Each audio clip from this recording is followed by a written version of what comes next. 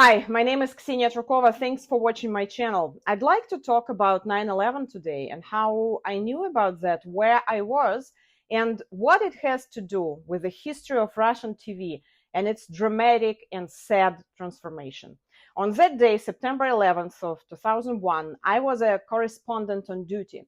I worked for TV6 channel, the one launched by a group of journalists from NTV, the independent Russian channel taken over by the state oil company Gazprom. I told you about that in one of my videos. So I was on duty. When you are a reporter on duty, it means that you are just sitting in the reporter's room, doing your thing, whatever you need for work, and waiting for the assignment if something happens. It was a pretty boring day for me because I didn't have any assignments and my shift was almost over. It was 5 p.m. The TV in the room was on, and my colleagues and I were watching our 5 o'clock news hosted by the famous and, in my opinion, actually one of the best news anchors at that time, Andrei Norkin. At the same time, we kept an eye on the news agencies in case something happens.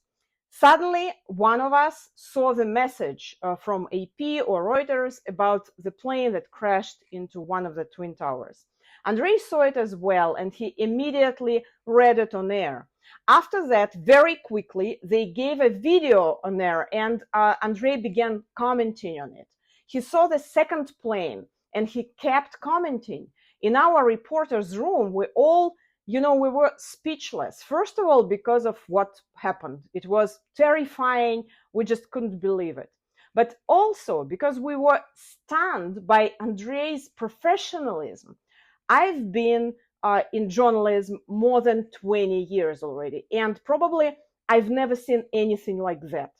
Commenting on video on air without having much information, but at the same time talking without pauses, non-stop, giving some historical analogies, some cultural references. It was fantastic. I was 21. I was looking at him, thinking that I wanted to be like him.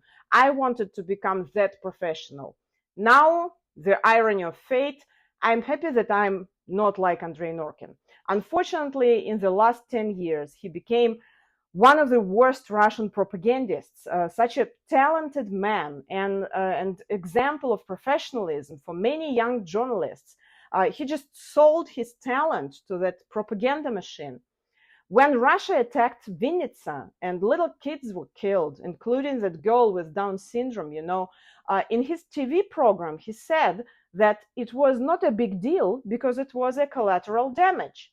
Somehow his polite and intelligent manner of talking to people disappeared. He became aggressive. He would use a lot of hate speech about Ukraine, about the US and other countries. He even had physical fights in the studio with the Ukrainian or pro-Ukrainian speakers. On his TV programs, he started telling inappropriate and disgusting anecdotes, including the racist and homophobic ones. It was so sad to watch it.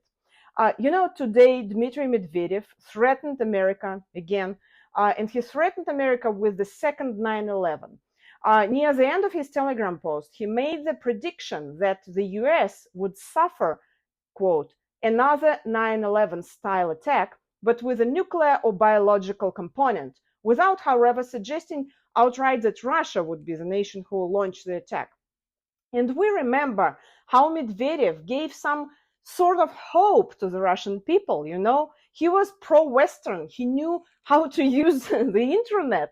He was friendly and was saying that freedom is better than the absence of freedom, the lack of freedom. Norkin and Medvedev are both the pieces of that ugly puzzle of what Putin and his regime did to Russia, to the Russian media, and to people and their talents. Thanks for watching me, and don't forget to like and subscribe.